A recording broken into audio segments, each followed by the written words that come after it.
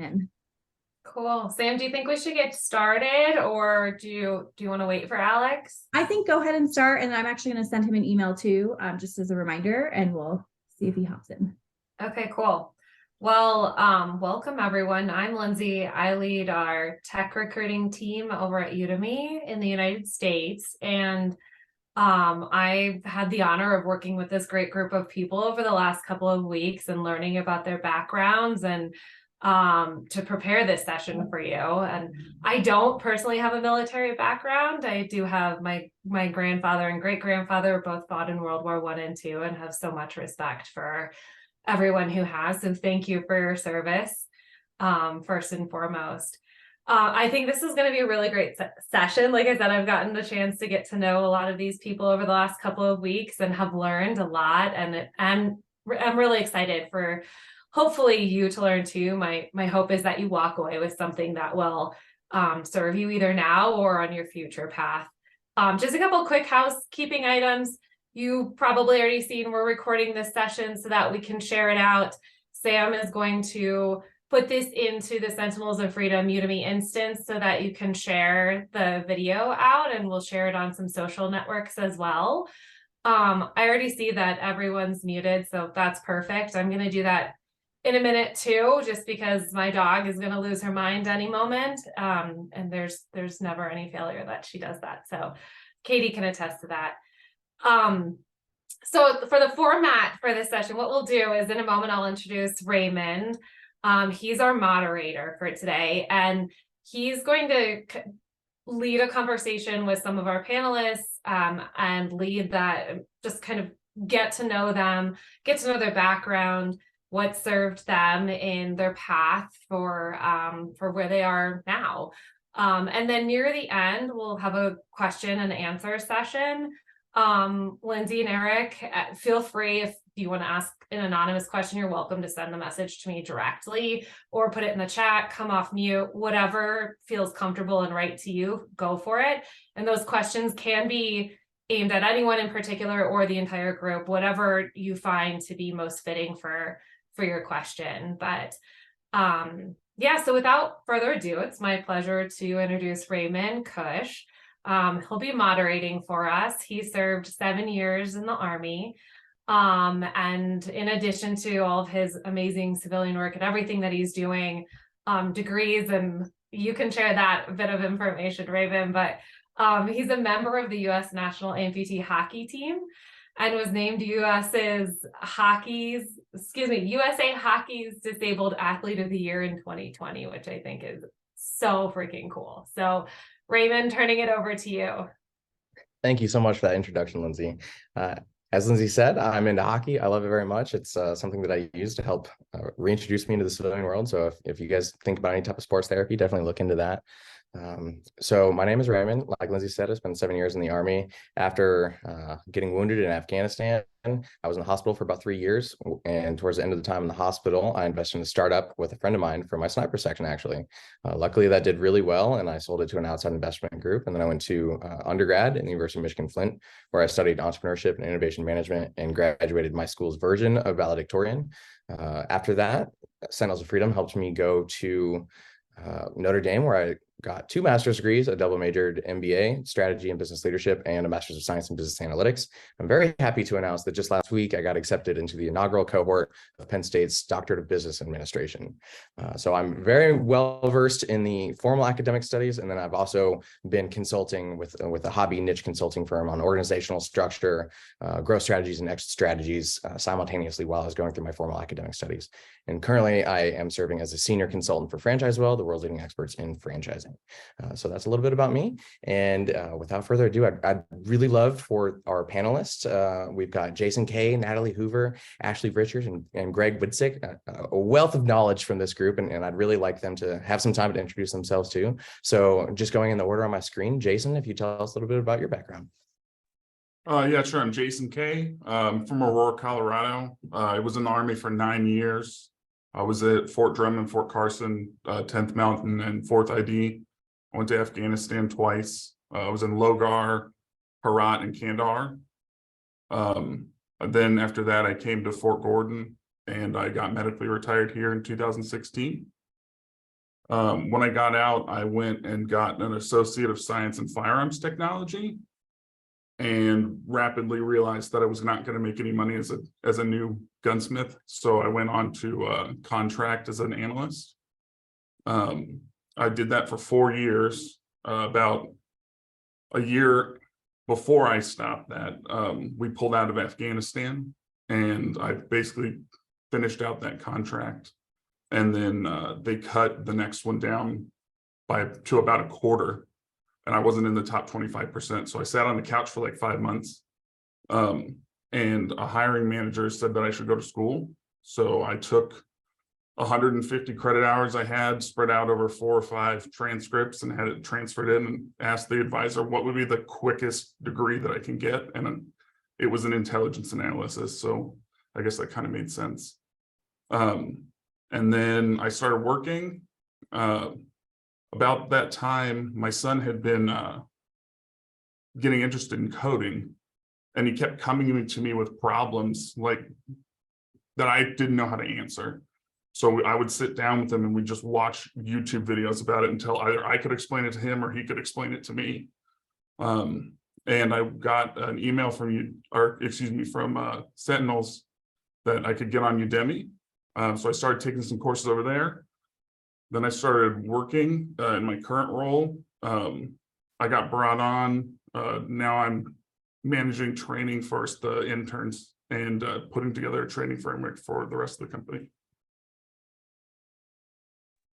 Outstanding, Jason. Thank you so much for telling us that story. I'm really looking forward to diving more into that and hearing more. Natalie, would you please tell us a little bit about your story? Yeah, sure. My name is Natalie Hoover. I am currently at Eglin, right outside of Eglin Air Force Base in sunny 80-degree Florida. I served for 5 years active duty in the Air Force. My AFSC was a 3 Echo 9er. So we did all the CBRNE training. So gas, all of that fun stuff. Through that time, I did a lot of adult education, teaching people how to prepare, respond, and recover from any sort of incident that could happen on the base. My husband, who's currently still active duty at the time, I deployed to Kuwait. And when I got back from deployment, we were just dating, and he had gotten orders to PCS. So he PCS to Maxwell Air Force Base while I was still at middle of nowhere, Altus, Oklahoma. And I had the choice of stay in and try to get close to him or get out because I was pregnant. So I chose to leave the Air Force. And 3 days after I left, I became a contractor on the base doing the same job in Alabama that I did active duty. I did that for about 5 years until we got orders again to move. We got called to the Air Force Academy. And when we got there, I could not find work.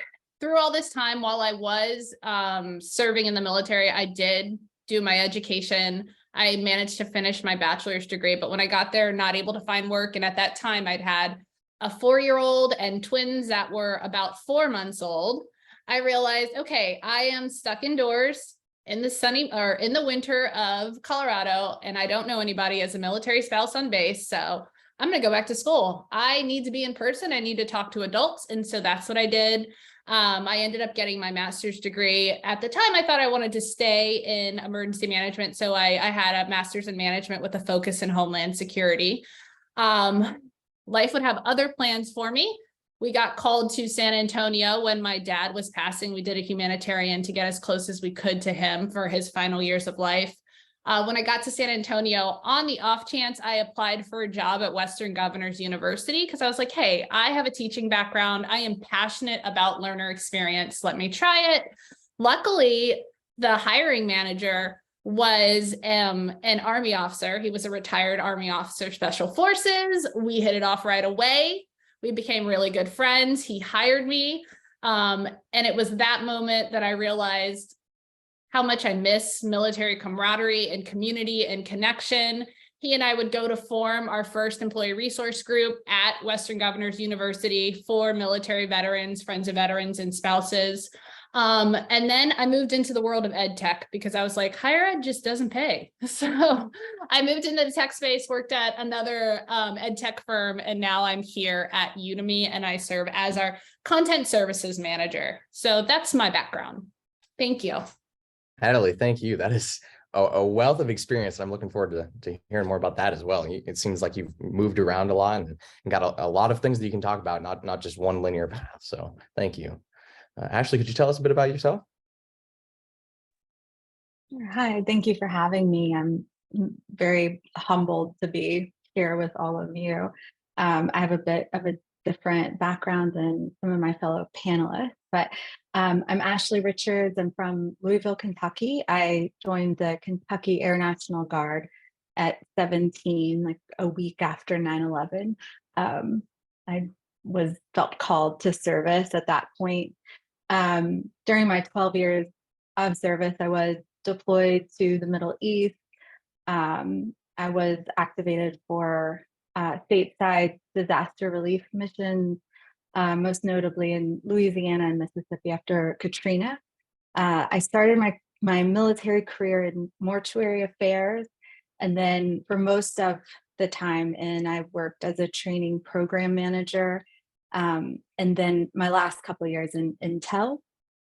So I separated in 2013 as a technical sergeant. During my time in, I did get my bachelor's in archaeology, and I did that for a while.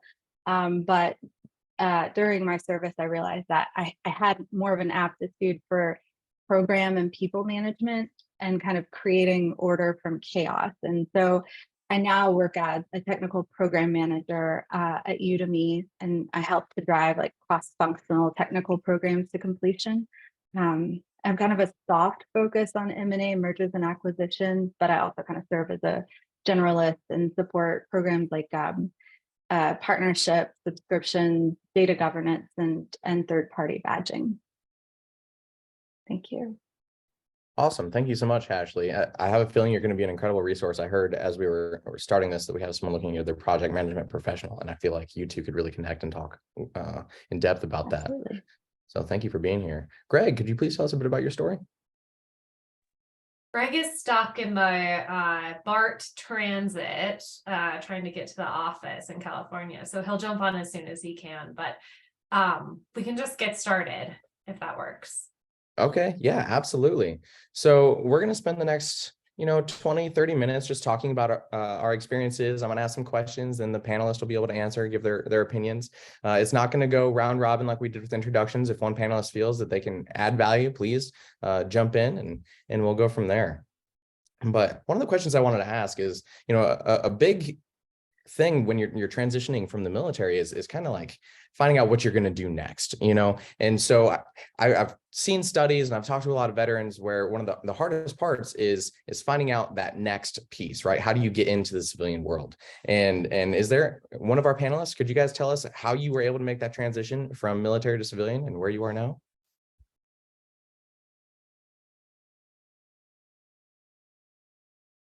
Mine's a little bit backwards from what you would think. I tried to go be a gunsmith and that didn't quite work out. So I went back to what I was doing, but.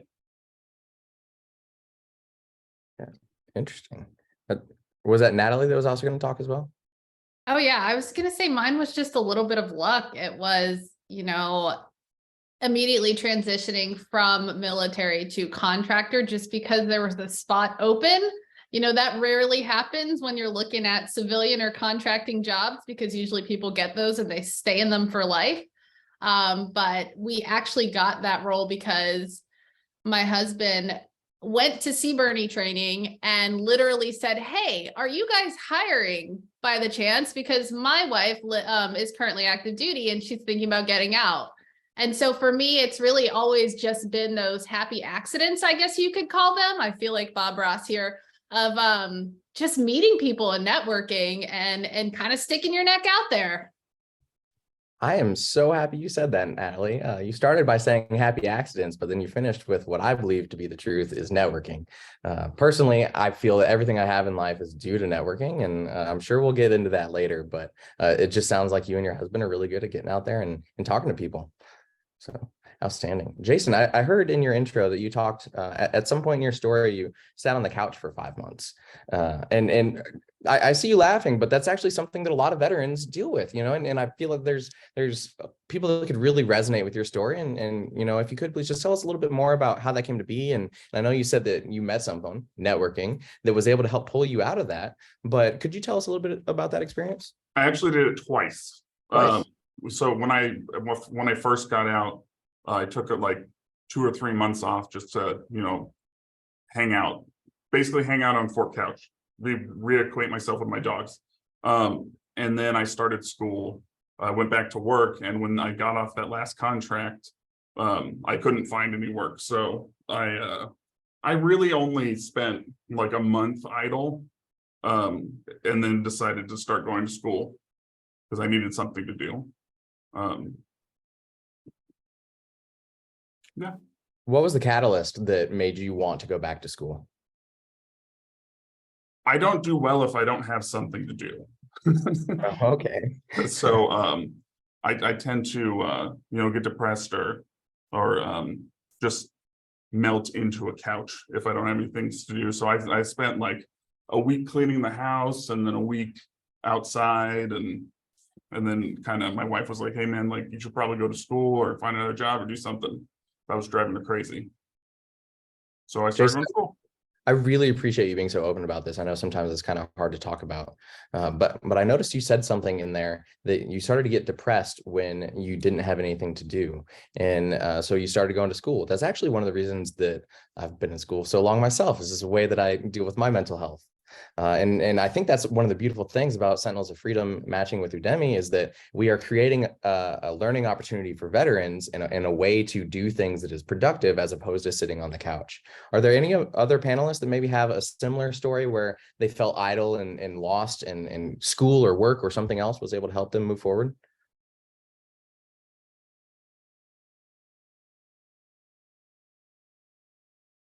It wasn't after my military career, but I was kind of sent over to New Zealand for a little over a year with my previous company. And at the end of the secondment, they just couldn't find a place to put me stateside, and they ended up just laying me off.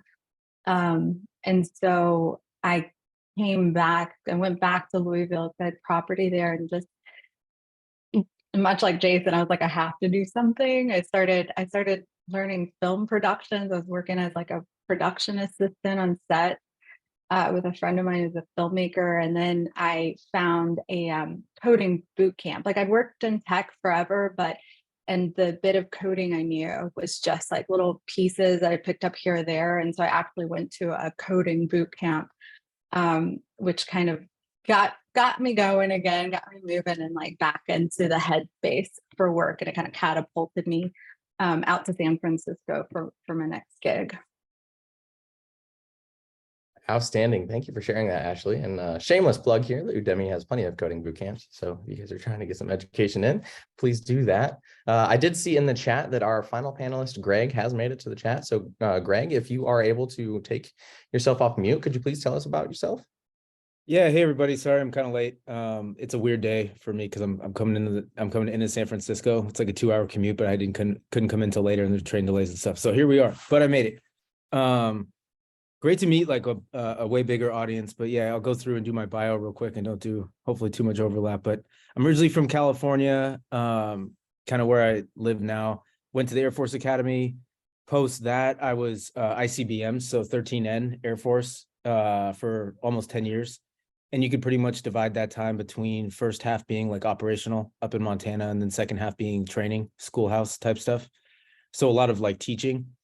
During that time, I was almost going to pop in, but like I remember year 7 being in, I think I bought a Java programming book that like there was no Java ever programmed by me. But I was going down that road of like, what am I doing? Because I was kind of didn't necessarily want to stay in, separate that kind of thing. So then I went, I got my MBA online. So similar, like and why did I get my MBA? I have no clue. Like I had no idea what I was going to do with it or like how that was going to apply to anything. I was coming out of that thing going like, maybe I'll be in marketing. Like I didn't really know, like the dots weren't connecting yet. I did. So when I separated, I went into engineering project management because no Java. The engineering project management, because there's a lot of like military type stuff. Like we do a lot of like project management, program management, those kind of things. So it was kind of like the track I wanted to go down. I didn't know that at all. It was just basically like a good job that I could get. That didn't go it went well, but I kind of looked up one day and was like, I have 2 little kids and I show up at 10 o'clock at night home every day. So kind of the wrong career path. And then I reached out to like family because I wanted to get into tech because I'm kind of stuck in California and like in the Bay Area because both my wife and I's parents are from here. So we have this really core good group of like family and stuff. So when it came to, all right, Greg, you have to find a job where you can actually make enough money to live there too. That's where I looked into sales. So I got into tech sales. And I did that by just like reaching out to people and thinking that my skill set seemed to match some of my friends that were in the same industry. But I will say for sure, like, especially like, I don't know, tech or like any business coming from the military, it's kind of like, you read that even for like a low level salesperson like me, when I first joined, like it was like super entry level, still like you read that job description and you're like, I don't have any of this. I will just say like kind of being on the other side of it, that like you so uniquely do, like you just don't, it's not said that way, done that way. All the little gaps that you're missing, you've learned way harder stuff than that before. Like it's just kind of I guess popping out the other side, it makes me almost like aggressively want to say like, I wish I would have, not like I wish I would have known, but like the full blown confidence that, because I think one of the common things in the military is like we all had like a million different jobs doing a million different things that you at one point didn't know how to do like a few months ago. You know what I mean? You're kind of bouncing around, million different hats you're wearing all the time. That's the exact same thing. So it's been a good experience in that sense, but yeah, we kind of started the Vets ERG.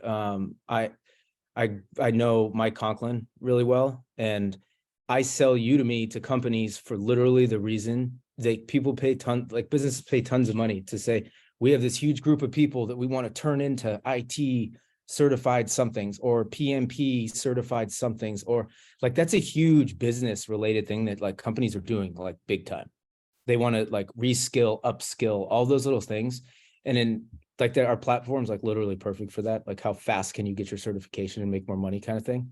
So that's where I approached Mike and was like, I think I got something that vets would like, because it's like that, and I'm not selling Udemy here, but like just that like missing linkage, like there's really no space that I don't think like the military can't really go down, but I just don't think we know very many people in it.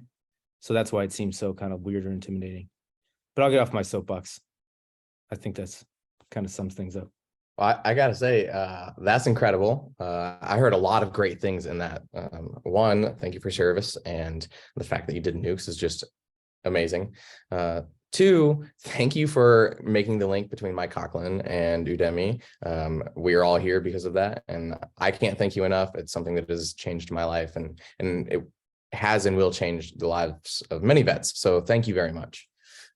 Three, I also heard two things, maybe three things that I would like to expand on there. But the first one is you really said you were going down a path that you were realizing you have 2 kids and you're showing up at 10 o'clock every day, and you had to change because of that, which is kind of alluding to a work-life balance. So is there anything you can share about work-life balance and finding happiness and purpose, but still achieving at the same time?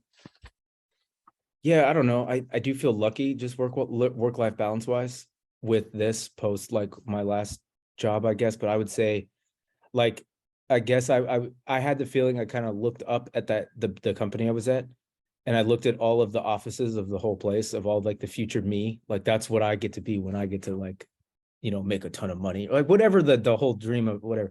I looked around and was like, oh, these are really, really unhappy people. They're like, like it's a standard, like, yeah, they got a boat in the bay and they're very divorced by their 3 wives kind of thing. Like, so I don't know. I just kind of,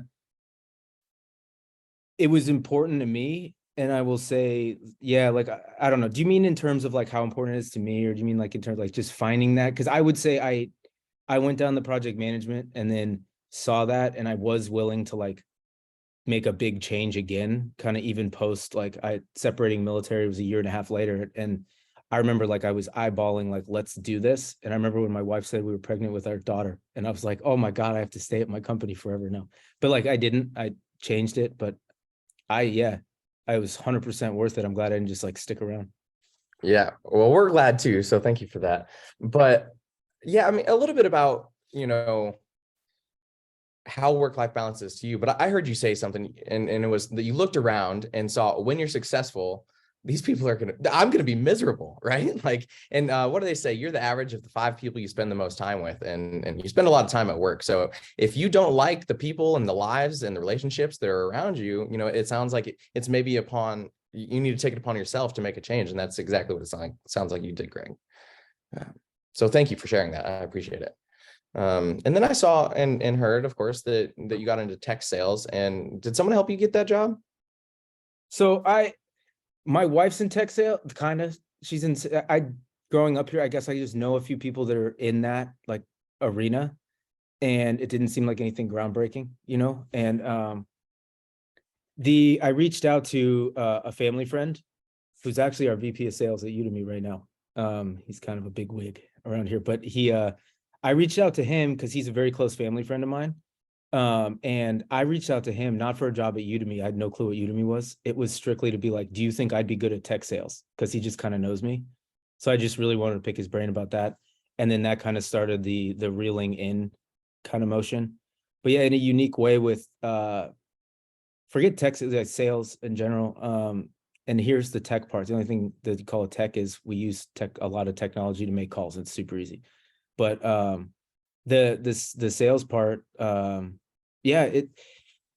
kind of found the fit and asked people and gave it a shot. But I think in the military, we're so unique because I don't know about you, but I don't think anyone here was in a unit or squadron or whatever you want to call it that didn't have like a slice of everyone from everywhere, which makes you super adaptable and able to work with, talk with like everybody, which is super valuable. And I noticed the difference between like people I sit next to who just kind of the standard cookie cutter, like grew up in California and then I went to this college and now I'm here. They don't have the same experiences and can't talk to the same like breadth of people in the same way. So I would say that's something that I kind of took away was you have a massive skill that you don't really realize that most people don't. Absolutely. And I really appreciate you saying that and telling us that story. So I've heard in today's webinar so far that Greg, Jason, Natalie have all gotten their jobs through networking. And I actually may have too. I just didn't hear it in her story.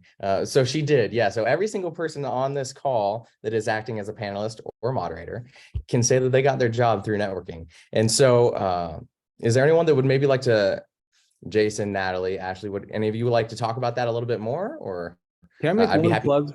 Can I make one plug with the networking? And then You can make all the plugs. I'm talking way too much. No, I would please. say with networking, because sometimes I get it like in my inbox. Like there's almost like a world, I can't even imagine a world where you don't reach out to a vet directly and they respond to you. Like the excitement that like Seth or I or anybody like that you would get just getting like a very direct email or LinkedIn connect. It's like, please help me. I like not just like desperate help, but like I really, really want to do what you do. I just want to get a feel for it. Those people are going to like almost aggressively be like, absolutely, I'll help you. Like, can you talk today kind of thing? Like that is a wasted resource across the board if you're not reaching out to people. Absolutely. I want to piggyback off that, Greg, because I think that's great. As people who have served, we are automatically brothers and sisters in arms. And so we want to help one another. So I could not, just as Seth just said, I couldn't agree more with, helping each other out when we can. And that's really how I got all of my roles as I look back is with the networking and connection. And yeah, you have to stick your neck out there a little bit to do it. And it feels awkward, but I feel as service members, we've stuck our neck out and done some pretty damn brave things. I mean, we joined the military on our own. We go to our first tech school by ourselves. We're going overseas and holding guns and fighting wars. And we're doing things people can't even dream of doing. So we are the epitome of you can do hard things. So yeah, networking, it feels uncomfortable, but you've been in uncomfortable situations before and have persevered. But Natalie, would you agree with it feels uncomfortable all the way to the point where you finally just talk to them for like 3 seconds and then like the warmth is like Oh that yeah. insta connection? Like I went to FedEx and shipped something yesterday and ran into a Marine and we talked for like 15 minutes. No, Clean absolutely. cut. His hair gave it away. But yeah, it was like the warmth. So I don't know. There's no awkwardness once you get on whatever.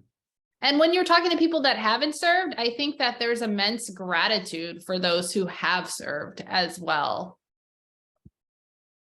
Yeah, absolutely. And Natalie, I really appreciate you saying that you have to stick your neck out there, which to me resonates as getting outside of your comfort zone, you know. And I'm going to tell a little bit of an anecdotal evidence to this. It's actually my personal story. You know, I used to, and still now to this day, have mental health issues. And so when I first went to college, it was really because I thought it was the right thing to do. I wanted to do it. No one in my family had ever been, right? But I was still very much so transitioning to the civilian world. I hadn't done that yet. And so my first semester, maybe semester and a half, I spent all of my free time in the vet center, right? Because that was where I was comfortable. I wasn't getting outside of my comfort zone. And I know a lot of people in this chat probably don't like the term, but it was my safe space. And I just stayed there for a long time. Yeah, I see Jason laughing. It is what it is. And, you know, I'll admit it. And it wasn't until that I started going out and I joined the Entrepreneur Society and sports and all these other things. And I started interacting with my civilian peers that I realized that, man, I'm a civilian now. I'm one of these people, you know, and I started talking to people that I wasn't necessarily comfortable with talking at the time. But that is how I grew my network. If I stayed in that safe space the whole time, it's very insular. You get siloed and everyone you know knows the same people, right? So unless you're willing to reach outside of those silos, you won't be able to develop those connections. So I really appreciate you mentioning sticking your neck out there and getting outside your comfort zone. Thank you.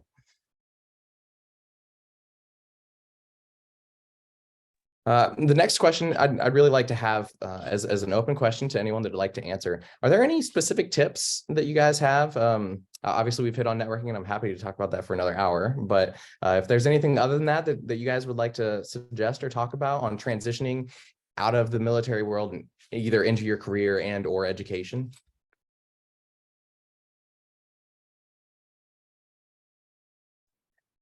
I can call on people too if that. I see Ashley unmuted, so Ashley, please. Yeah, I was just going to, I mean, it kind of goes back to networking, but I always think that it's easier when you kind of join a professional network. If you know, you're looking into project management, there's tons of great groups out there, like on LinkedIn, they're easy to find. And also having like specific goals of what you need or want to do and asking directly, like, I need help translating my military service to civilian language. I need help with writing a resume. I need help with a mock interview. And people, like Greg said, people are more than happy to help with these things, but it's good to have specifics in mind when you go to people instead of just like, hey, I'd like to connect. Like that's a great starting point, but try to take it one step forward and challenge yourself with that. That is a great tip. Thank you. And I have just been pinged. We got about 10 minutes left. And so there are a lot of amazing voices in this chat, not just the panelists and panelists. I really do want you to be the ones to help out here. But if we have any questions, I would really like to take them and, you know, use the time that we have together to really address things that are important to other people as well. So please do put your questions in the chat and we'll try to address them from there.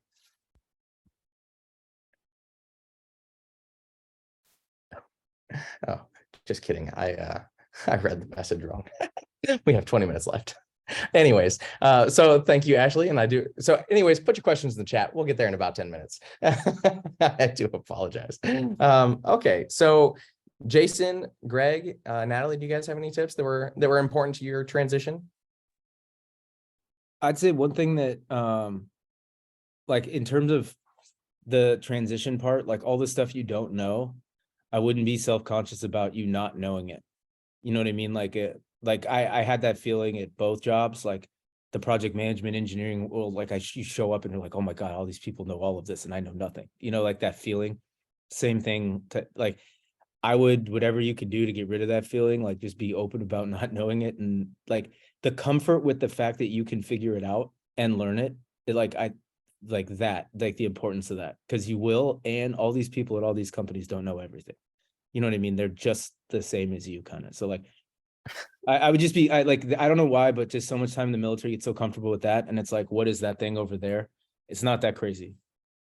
It's so funny that you said that, because you talk about how a lot of other people also don't really know what they're doing. It took me a long time to realize, everyone says, especially in MBA school or anywhere else, fake it till you make it. But it gets really weird that when you've made it and you start dealing with executives, that you find out they don't know what's happening either, and nobody knows what's going on. So it's all about confidence and how you treat people, so I feel like that's about what you were getting to. But if you understand that everyone is also learning together and growing together, and people make mistakes, kind of back to what Natalie saying, just stick your neck out there, be willing to try, which is something that we had ingrained in us in the military. I think it's a really good way to move forward. So you don't have to know everything to move forward. You just have to be willing to put the first foot forward.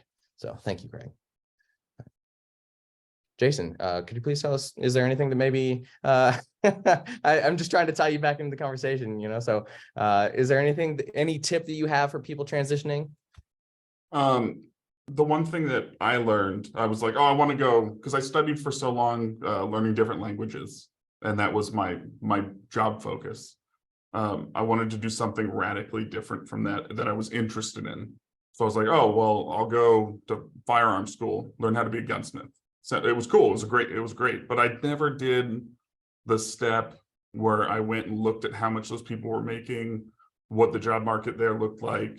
And I got slapped in the face pretty hard. I just started sending out resumes, like hard copy in the mail, to these different manufacturers.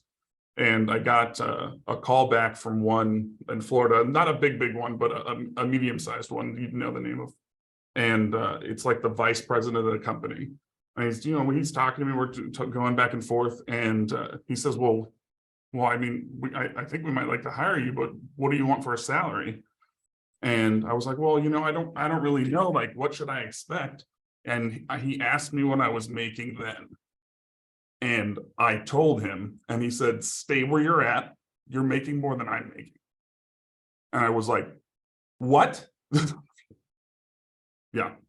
So I went back to what I was doing. Yeah, that's an interesting point that you're talking about, doing research into where you're going and whatnot. And that ties in, I don't know if you read the chat, but that ties in perfectly to the first question that we have. So I feel like we might as well address it right now. And how do we identify what positions and or industries align with our personal values? And I feel like you kind of hit the nail on the head with that a little bit, but Natalie, Ashley, Greg, Jason, and would you guys like to elaborate on that a little bit more? I can jump in.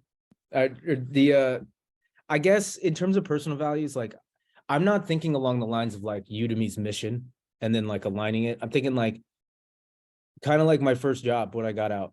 I was not aware. I didn't do like Jason said, I didn't really, like, just in a different way. I didn't do the digging like on my end into, okay, great. If this goes well, what's the next thing and the next thing? And does that all look good too? I was so excited about, like, I got the thing and this transition is going well, just pressure on myself, like, all right, we're going to get out of the military and then we're going to get a job right away. And then you kind of have this like path set. And then I'll be honest, like, step one was awesome looking. And I was so excited that it was going well that I wasn't really, like, in hindsight thinking about step 2 and 3, even though it's kind of like right there. So yeah, interesting that you say that, Greg. And that's kind of hitting on what I was going to talk about with this answer too, almost perfectly. In the world of business strategy, we have ways to, think about strategy, and it ties in almost perfectly the same way you think about financial strategy as well, like personal planning and whatnot. And now we're going to tie it into career planning. All right. And now I'm going to start in the world of financial advising. I do believe I have a few minutes left for this. When you talk to a financial advisor, the first thing they ask you, do any of the panelists know what the first question is? No, they ask you when you think you're going to die. And it sounds super bleak. I understand that, but there's a reason for it. And it's because what you do is you plan when you think you're going to pass. And that's because, you use averages and lifestyles and all that, right? But then you reverse plan your life, which is perfect because I don't know about everyone on this chat, but that was one of the core tenets of my basic training is them teaching you how to reverse plan. So instead of reverse planning what time you got to leave your house to get to work, you're reverse planning how to get through your life, right? So you predict when you're going to pass. And then you start thinking, it's a brainstorming activity. What kind of life do I want to live? Do you want to have $500 million yachts and private jets, or do you want to live in the suburbs with your wife and 2 kids and a dog? Those are very different lifestyles. So as you start doing this brainstorming activity, you back plan, you reverse plan everything you need to do to get there from point A to point B. And then, of course, financial advising will then use math terms and the time value of money and whatnot to get you there. But you can do the same thing with strategy of a business, right? You just have to think about what you want it to be in the end, and then you find the way to get there. And so I would like to move that forward to planning your career, right? Think of what type of life you want to live. Think of those rich guys that Greg was talking about saying, man, they're miserable. Do you want to be that guy that takes 2 weeks of vacation a year? Nothing wrong with that, if that's the life you want to live. But all you have to do is think the type of life that you want to live and then reverse plan what you need to get there, right? And I know that there's a lot of different jobs out there and there's a lot of different industries, but they're not all created equal. And some, if you want to be a businessman traveling, 300 days out of the year, that might get you that yacht, but that's not the lifestyle everyone wants, or vice versa. If you want to be home at 5 p.m. every day, well, you can't expect to make $200,000 a year, and so you really have to think about what you want out of life and then start looking at the industries and areas that match what you want. And I hope. And I think there's another side of that too. It's not just like the lifestyle that you want to live and what, money is going to provide for that, but also like what values are important to you. Is it important to try to make the world a better place? Is inclusion important to you? Equity? And those are things that you have to intentionally think through so that you can define them for yourself before you start looking at industries and companies. So you need to be able to define your own values, what is most important to you, what you believe in, and then do the research to find industries and companies that align with those well. And I come from the gaming industry, so I know all about having to do some deep thinking about this. But yeah, I think it's an important piece, and because it's not just all about money or the lifestyle where you want to live. I want to piggyback. I keep saying piggyback. If I say it again, please turn me on mute. It's like a word I don't like, but I keep using it. I just want to say I agree with what you just said so much, Ashley. For me, I am a very values-driven person. My actions, my words, everything that I do has to be in alignment with my values. And if there's not, it creates incongruence in me, which causes stress, which makes, of course, I'm not perfect. So of course, I'm not always living according to my values, but so important. In the military, they told us what our values were, and they were great values. And in the Air Force, it was integrity first, service before self, and excellence in all I do. And I have carried some of that forward. Integrity is integral to my life.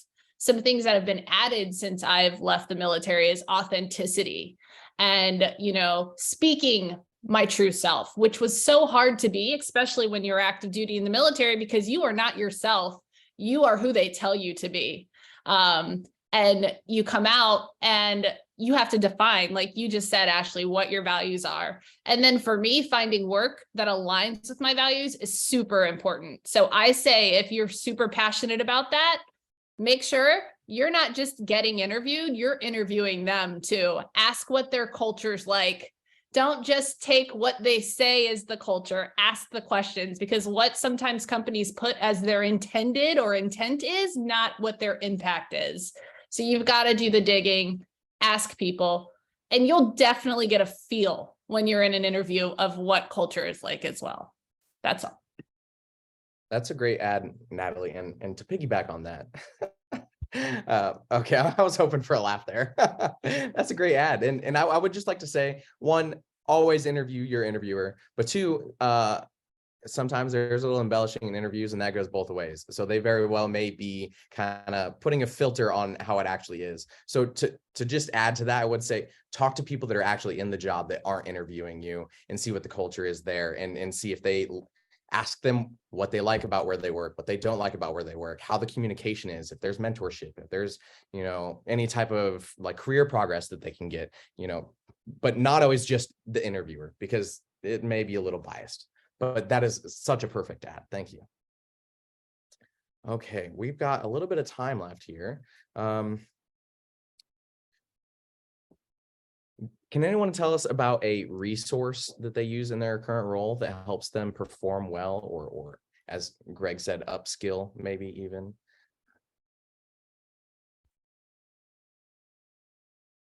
If we don't say Udemy, do we get fired? I think that's how that works. Oh, I was actually going for the plug. So yeah, absolutely. I think we have to say that, yeah. But it is Yeah, okay. Well, excellent I'm resource. not hired by Udemy, so I'll say it. You know, actually, okay. If you guys don't mind, I'll do another little piece of anecdotal evidence here based on my own personal experience. So I am, of course, a Sentinel, a very proud Sentinel that graduated recently in May. And to the people that are wanting to get an MBA, I have an MBA. Happy to talk to you about it. Please get my contact info. Talk to you about it anytime. And part of any MBA should be able to do finance, right? That's kind of a core tenet of having an MBA, being able to do that. But as I specialized in data, you know, some of my classes, you know, I wasn't in finance classes all the time, and people forget things when you don't have muscle memory. That's why you learn things in school. So when you have to learn them again, you can go back faster, right?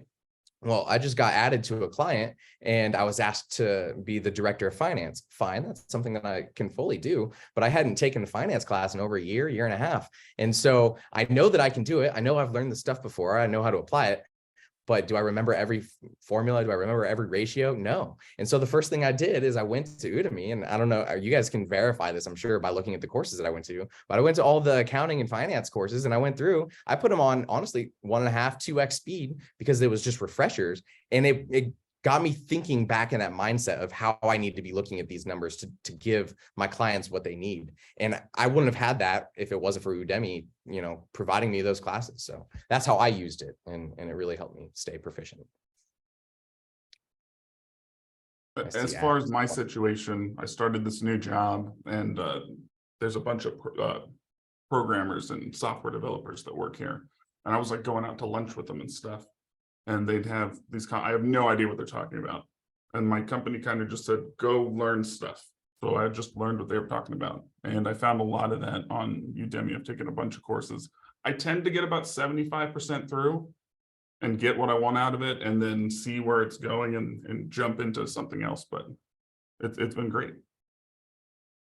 Oh, I'm really glad that you said that, Jason, because it kind of points out that you don't have to do the whole course just because you sign up for a course. You can take what you need to pull out of it and then move on. And if you don't like it, you can move on and find something else. So that was a great ad. Thank you.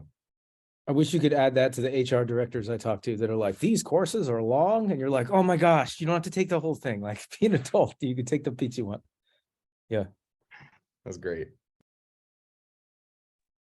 Okay, well, we do have a little less than 10 minutes left. So as I said the first time, please, I would love to have more questions. I really want to have us talking about things that are important to you guys in any way we may be able to add value while we're here together. So please do keep the questions coming, and they can be about anything, in my opinion. Please, I didn't set this up, but I'm moderating it. So it is what it is. Anything you want to know about transitioning or getting into education or mental health or whatever it is, please ask questions, and we're here to help in any way we can. And I see Lindsay Jones raising her hand. Thank you for inviting that everything question. I'm not sure if I belonged in this group because I'm in school for mental health, art therapy grad program. And my question is that it's time for me to do internship, and I was wondering how to find a paid internship, and I don't even know like where to go ask that question or put out the feelers to let the world know that I'm a veteran looking for a paid internship, because I'm sure somebody would love to snatch me up. So I'm just curious where to ask that question. Yeah, you know, I do think that we have some higher ups in Udemy here. Oh, sorry. Oh, I see less smiles about that than I thought it was going to be funny. But with that being said, I obviously am biased and I have a filter on my experiences, but coming from business schools, all internships in business are paid. And so if you can find a way to apply that to a business job, maybe through marketing or something like that. And I know that kind of makes it hard to do the mental health aspect, but if, as Ashley was saying, if you find a business company that aligns with your values and what you're trying to do, you might be able to approach them with a way that you can help with their content, or maybe do a study with them. But again, that's my bias filter. That's all I know. But I do know that their internships are generally paid. Sorry, I'm blowing up the chat. So I'm the customer success manager for Sentinels at Udemy. So I can certainly support you in like finding some content. I threw in, like, we actually have some fun content on art therapy, neuroscience, mental health, managing your own stress, stuff that you might really appreciate, like being able to bring into your practice as you kind of hone this new skill set. Also, want to thank everyone for their service and for their time today. But I have a passion for mental health. I actually help co-lead the employee resource group at Udemy around emotional and mental health oversight. NAMI, I would suggest taking a look at, the National Alliance for Mental Illness. And then the other one is the National Institute for Mental Health, NIMH. And I would imagine if they don't have the internships and jobs, they likely have like a board or a resource that could help you connect with folks. Where are you located? Good question. I'm in Seattle. Okay. The mental health regulations say you have to be in state. Is the same people Yep. that you're seeing. So yeah. Yep. Okay, cool. I'll think about that and keep thinking, because love what you're doing and where you're going. And I hope that you can get placed. I agree. I think your skill set's going to be super marketable. It's just a matter of getting out there. One of the things we're putting together for after this session is a learning path with different sections, some of them on like networking and building your personal brand. Eric, to your point, understanding like your own personal values and how you want to align with the jobs that you're taking a look at and really interviewing them as much as they're interviewing you. So I'm kind of taking the content of today and I've been putting together a learning path. I'll actually share it in the chat now, but know that it's a work in progress. Yeah, thank you. And don't get over, excuse me for my cat. Do not get overwhelmed by like the almost 400 hours. It's just because I'm like plugging and playing courses based off of what we've been talking about. Boot camps for coding, project management, MBA endeavors. We had a Sentinel that took one of our MBA courses and said that he would like a refund for his higher ed because he felt like the Udemy course did better. So lots of opportunities. Sorry, Raymond. I had some stuff to add to this. So I oversee recruiting at Udemy. Just, other places like going off the networking, piece, really looking at companies that obviously focus on supporting mental health too. So we work with Modern Health, there's Headspace, that, looking at all of those. And I'd say leveraging LinkedIn to find people internally. A lot of head of benefits and total rewards typically look for partnerships around this, and it could be a good in to become an intern, with that group within sort of the people team or HR teams, even at tech companies too. I'll do one more piggyback just to really beat it in the ground. LinkedIn for sure, because like it reminds me of at one point I was looking into some GE program where it's like, I forget, it was like for military, even you come in and then they bounce you around the company and stuff like that. But in terms of like trying to do the program, I reached out to people on LinkedIn who had done it, and they were so beyond helpful in terms of like almost like they're making the connections for me kind of thing. So I don't know, I would really heavily lean on like individuals who kind of did what you do, I love that. And there's so much support going on in this chat and this group right now. It's incredible. That's why we're here. And I've said it before and I'll say it again. I feel everything I have in this world is due to networking. And that is exactly what it was. Lindsay put her neck out and everyone just rallied around her and gave her a big career hug. And hopefully we can continue to do that and get you those resources. If not, reach out to me and we'll find a way to get you into the business silo there. But please thank you for doing that, and please make sure that something comes of this. And then I also heard while we were talking, I know we're running out of time here a little bit, someone asked for a refund on their MBA, and I, there's a lot of people that like snipers. I'm going to digress a little bit. Snipers will tell people that job, shooting long distance, is the hardest thing to do in the world because it makes them look cool, right? Well, it's not that hard.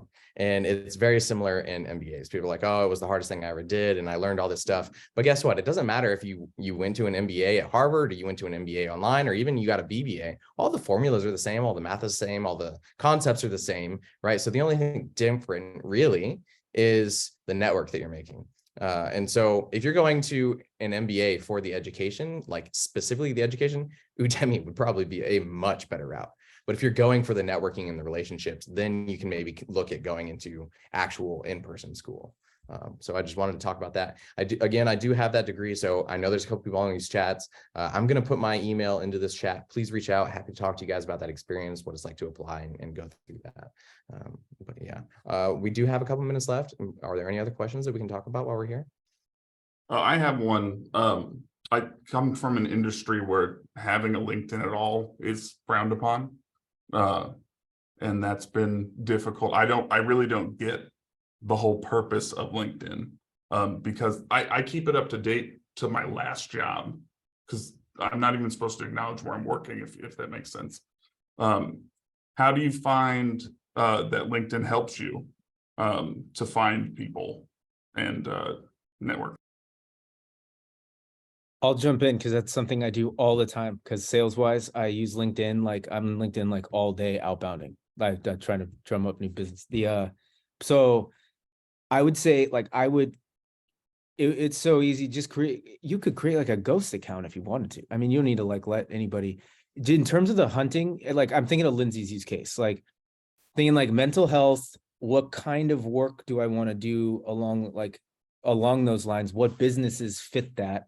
Now I look at those businesses and I'm searching for those type of like, and this is probably like if it's something healthcare or, like a mental health type company. Now I'm going into that business and I'm searching that business, and then I'm filtering by vets, because you can make searches like that. So you're finding only people with military service that work at that company. And then you can kind of go through the list and be like, oh, you look like a future me, so that would be but that's 100% how you do it.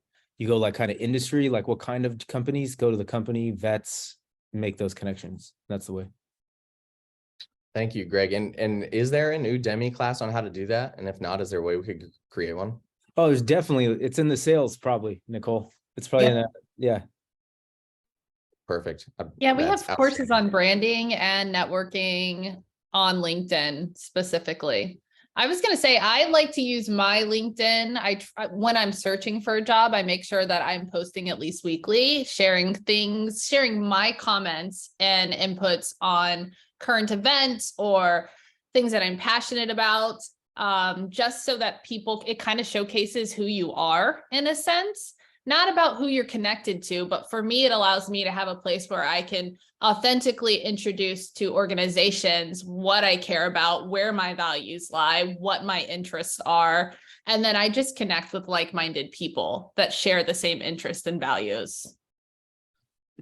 Yeah, I would also say that like Lindsay, if you find a position somewhere on LinkedIn, absolutely find someone that looks like they might be in a hiring position for that position and reach out to them. And like if they're a veteran, obviously use that, but find a way to personalize the message. Just look at their profile. Like for me, I have in my tagline something about I love pizza. So whenever anybody sends that, like, hey, what do you think about pineapples on pizza in a message, I'm always going to respond to them because they took an extra effort to actually read my profile.